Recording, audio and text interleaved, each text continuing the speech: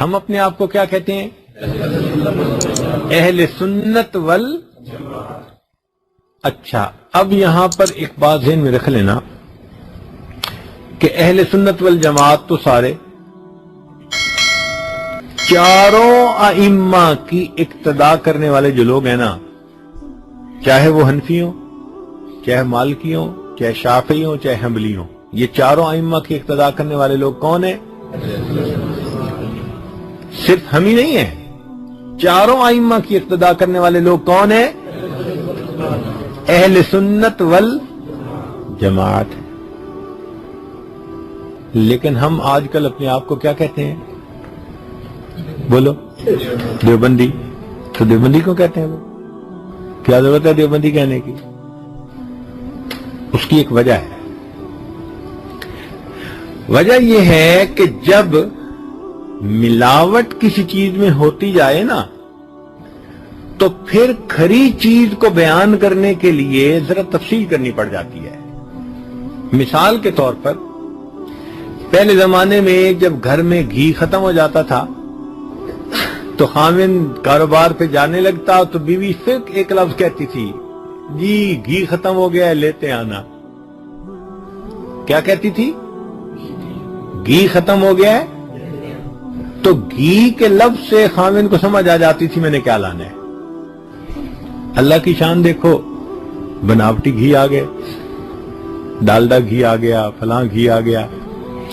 تو اب بیوی کو تو اصلی گھی چاہیے تھا، ٹھیک ہے نا؟ لہذا اب جب خاوند جانے لگا تو بیوی نے کہا جی دیسی گھی لے آنا. تو دیسی کا لفظ اس کی کیوں لگانا پڑ گیا؟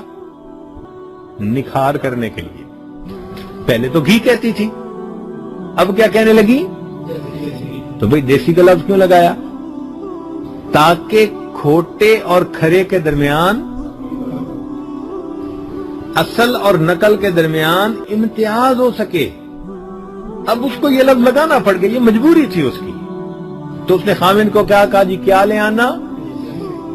دیسی گھی لے آنا. اب کیا ہوا کہ لوگوں نے وہ دیسی گھی حاصل کرنے کا طریقہ یہ نکالا کہ دودھ کے اندر ڈالڈے گھی ڈال دیے دہی جمانے سے پہلے، اور پھر اس کا انہوں نے جو ہے نا وہ مکھن نکال کے گھی نکالا. تو یہ پھر ملاوٹ والا. تو اب یہ بھی نہیں کہہ سکتے کہ دیسی گھی لانا. اب بیوی کہنے لگی جی اصلی دیسی گھی لے آنا. تو اب اس کو ایک لفظ اور استعمال کرنا پڑ گیا. تو یہ جو لفظ وہ استعمال کر رہی ہے وہ اپنی مجبوری کی وجہ سے کر رہی ہے. کس کے لیے کر رہی ہے؟ اصلی دیسی گھی. کہ ایسا دیسی گھی کہ جس میں ڈالڈا کی ملاوٹ سے نہ گھی نکالا گیا ہو، بس لے دودھ سے ڈائریکٹ گھی نکالا گیا. جس طرح اس عورت کی یہ مجبوری تھی، ہماری بھی یہ مجبوری ہے کہ اتنے فتنے آ گئے ہیں دنیا میں کہ صحیح نشاندہی کرنا مسئلہ بن گیا. لہذا اب کوئی ہم سے جب پوچھتا ہے کہ تم کون ہو، اور ہم آگے سے صرف ایک لفظ بتا دیں جی دیوبندی، تو اس دیوبندی کے ایک لفظ سے ہر چیز اس کے اوپر واضح ہو جاتی ہے. ہمیں مزید تفصیل نہیں کہنی پڑ جاتی. ورنہ اہل سنت والجماعت اگر ہم کہیں گے تو بھئی اہل سنت والجماعت تو بریلوی بھی کہتے ہیں اپنے آپ کو. تو پھر آگے بتانا پڑے گا نا کہ ہم کون ہیں. بات سمجھ گئے نا؟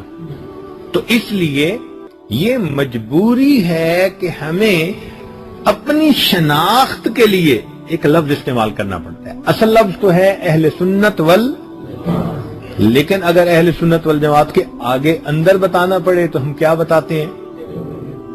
تو ایک لفظ سے سارا مسئلہ حل ہو جاتا ہے، لوگوں کو پتہ چل جاتا ہے. اچھا یہ ذہن میں رکھنا کہ بریلویوں اور دیوبندیوں کے درمیان اعمال کا فرق نہیں ہے، عقائد کا فرق ہے. فقہ ان کی بھی وہی جو ہماری، وہ بھی امام علی رحمۃ اللہ کی اقتداء کرتے ہیں، ہم بھی انہی کی اقتداء کرتے ہیں. لیکن ہم جو اقتداء کرتے ہیں وہ اعمال میں، ہمارا فرق ان کے ساتھ ہے اعتقادات میں. دین کے 3 حصے ہوتے ہیں، ایک اعتقادات، ایک عبادات اور ایک معاملات ہے. پہلے اعتقادات، دوسرا اور تیسرا. تو اعتقادات میں فرق ہے. اب اعتقاد میں کیا فرق ہے؟ سب سے بڑا فرق یہ ہے کہ وہ نبی علیہ الصلوۃ والسلام کو نور مانتے ہیں. تین جو بنیادی فرق ہے. کیا کہتے ہیں؟ نبی علیہ الصلوۃ والسلام کے بارے میں ان کو نور مانتے ہیں. اب نبی علیہ الصلوۃ والسلام کو نور ماننا یہ غلط عقیدہ ہے. اس کا مختصر سا جواب، بہت چھوٹا چھوٹا جواب کہ جس میں آپ کو بحث میں نہ پڑنا پڑے. اگر کسی کو آپ نے سمجھانا ہو تو یوں سمجھانا کہ جی مخلوقات میں سے سب سے زیادہ اشرف کون ہے؟ اشرف المخلوقات کون؟ بتائیں بھائی، پھر بتائیں اشرف المخلوقات کون؟ تو بھائی فرشتے بنے نور سے، جن بنے نار سے، آگ سے، ایسا ہی ہے نا؟ اور انسان بنے تو اشرف المخلوقات کون؟ پھر بتائیں اشرف المخلوقات کون؟ تو اگر نبی علیہ الصلوۃ والسلام نور ہیں تو پھر اشرف المخلوقات کس کو ہونا چاہیے تھا؟ تو پھر انسان کو تو نہیں ماننا چاہیے. جو مانتا ہے کہ انسان اشرف المخلوقات ہیں تو وہ کیا مان رہا ہے؟ دوسرے لفظوں میں کہ نبی علیہ الصلوۃ والسلام بشر تھے، سید البشر تھے. نبی علیہ الصلوۃ والسلام کی وجہ سے ہی انسانیت کو شرف ملا. اگر ان کو ہی نور والی مخلوق کے حصے میں ڈال دیا تو پھر تو بھائی نور والی مخلوق اشرف ہو جائے گی نا، اسی کو ماننا پڑے گا. تو یہ بات سمجھ میں آ گئی کہ نبی علیہ الصلوۃ والسلام سید البشر ہیں اور ان کی وجہ سے ہی بشر کو فضیلت حاصل ہے. یہ بات سمجھ میں آ گئی. لہذا آپ نور نہیں، آپ کیا ہیں؟ لیکن اس بات کو کرنے میں کئی مرتبہ لوگ بے ادبی کے مرتکب ہو جاتے ہیں. یہ بات ہمیشہ ذہن میں رکھنا. نبی علیہ الصلوۃ والسلام کے بارے میں جب بھی بات کرنی پڑے ہمیشہ ڈر کے ادب کے ساتھ کرنا. ان تحبط اعمالکم وانتم لا تشعرون.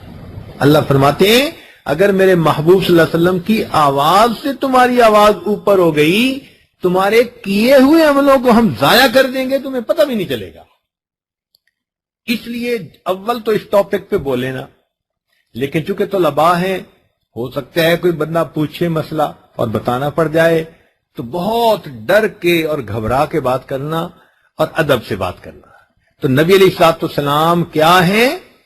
سید البشر ہیں. صرف بشر کا لفظ کہنے کی بجائے کیا لفظ لگائیں؟ سید البشر ہے. لہذا بشریت کو جو فضیلت ہے وہ نبی علیہ الصلوۃ والسلام کی وجہ سے ہے. اگر آپ صلی اللہ علیہ وسلم ہی کو مان لیا جائے کہ آپ نور کے بنے ہوئے تھے تو پھر تو افضلیت کہاں چلی گئی؟ ملائکہ کے پاس چلی گئی. تو بات سمجھ میں آ گئی. کیوں کہتے ہیں کہ نور ہے؟ نبی علیہ السلام نے فرمایا اول ما خلق اللہ نوری، سب سے پہلے اللہ نے میرے نور کو پیدا فرمایا. تو بھائی وہ تو روح تھی نا. تو روح تو مٹی کی بنی ہوئی نہیں ہے. روح کس چیز سے بنی ہے؟ تو ہر ایک کی روح ایسے ہوتی ہے، وہ تو عالم امر کی آئی ہوئی چیز ہے. لہذا وہ جو نبی علیہ الصلوۃ والسلام نے فرمایا وہ اپنی روح مبارکہ کے بارے میں فرمایا، جس میں مبارک تو اس وقت نہیں نہ بنا تھا. سب سے پہلے کیا چیز پیدا ہوئی؟ روح مبارکہ پیدا ہوئی. تو اس کے لیے نور کا لفظ اگر حدیث میں استعمال ہو گیا تو کوئی اشکال ہی نہیں ہے. بات سمجھ آ گئی نا؟ بات سمجھ آ گئی نا؟ اور ویسے حضرت مولانا قاسم نانوتوی رحمۃ اللہ علیہ انہوں نے بڑی پیاری بات کہی. انہوں نے فرمایا کہ اصل وجہ یہ تھی کہ جیسے یہ جو اندر بلب ہے نا، اس کے اندر لوہے کا بنا ہوا ایک ہیٹر سا ہوتا ہے، چھوٹا سا فیلامنٹ جس کو کہتے ہیں. وہ کس چیز کا بنا ہوا ہوتا ہے؟ لوہے کا بنا ہوا ہوتا ہے، ٹنگسٹن کا. لیکن جب اس میں بجلی آتی ہے تو وہ اتنا روشن ہو جاتا ہے کہ وہ لوہے کا نظر ہی نہیں آتا، ہر چیز ہی روشنی نظر آتی ہے. گویا روشنی اس کی وہ جو لوہا پن تھا اس کے اوپر غالب آ گئی.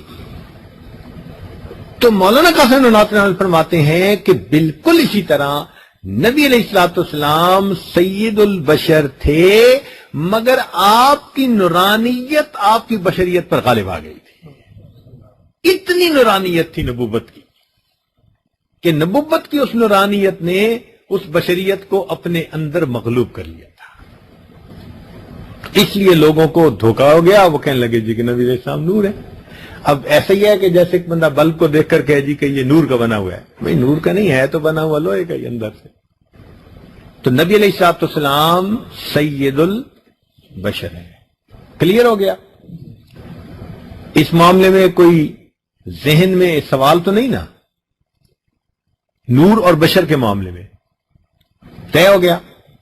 اگلی بات وہ کہتے ہیں کہ نبی علیہ الصلوۃ والسلام حاضر ناظر